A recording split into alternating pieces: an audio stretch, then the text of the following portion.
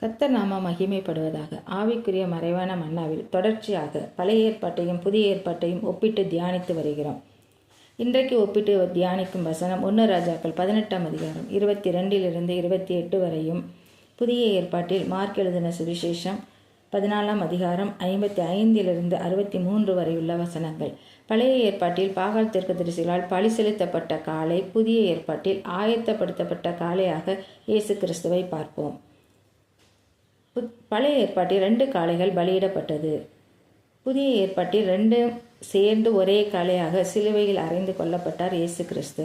அதை குறித்து இந்த பதிவில் பார்ப்போம். பழைய ஏற்பாட்டில் எலியா தீர்க்கதரிசிக்கு முன்பு 2 காளைகள் கொண்டு வரப்பட்டது. அதில் பாகால் தீர்க்கதரிசிகளும் தோப்பு விக்கிர தீர்க்கதரிசியும் ஒரு காளையை தெரிந்தெடுத்தனர்.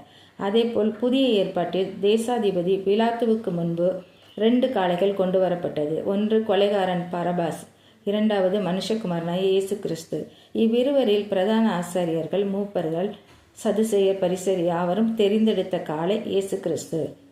பழைய ஏற்பாட்டில் பாகால் தீர்க்கதரிசிகள் தாங்களே தெரிந்தெடுத்த காளையை பலிக்கு ஆயத்தம் பண்ணி பாகாலை நோக்கி, பாகாலே எங்களுக்கு உத்தரவு அருளும் என்று காலை தொடங்கி மத்தியானம் மட்டும் பாகாலின் நாமத்தை சொல்லி கூப்பிட்டார்கள். ஆனாலும் ஒரு சத்தமும் பிறக்கவில்லை, மறு உத்தரவு கொடுப்பாரும் இல்லை. புதிய ஏற்பாட்டில் பிரதான ஆசாரியரும் ஆலோசனை சங்கத்தார் அனைவரும் இயேசுவை கொலை செய்யும்படி அவருக்கு விரோதமாய் சாட்சி தேடினார்கள், அகப்படவில்லை. அநேகர் அவருக்கு விரோதமாய் பொய் சாட்சி சொல்லியும் ஒவ்வவில்லை என்று வாசிக்கிறோம். அவரை ஒரு வார்த்தையும் சொல்லாமல் பேசாதிருந்தார் என்று தொடர்ந்து வாசிக்கிறோம். மத்தேயு 27:12 பிரதான ஆசாரியர் மூப்பரும் இயேசுவின் மேல் குற்றம் சாட்டுகையில் அவர் மறுத்தரம் ஒன்றும் சொல்லவில்லை.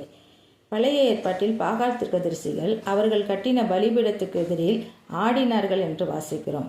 புதிய ஏற்பாட்டில் பிரதான ஆசாரியன் தன் வஸ்திரங்களை கிழித்து கொண்டு இயேசுவை சிலுவையில் அறைய வேண்டும் என்று குதித்தான்.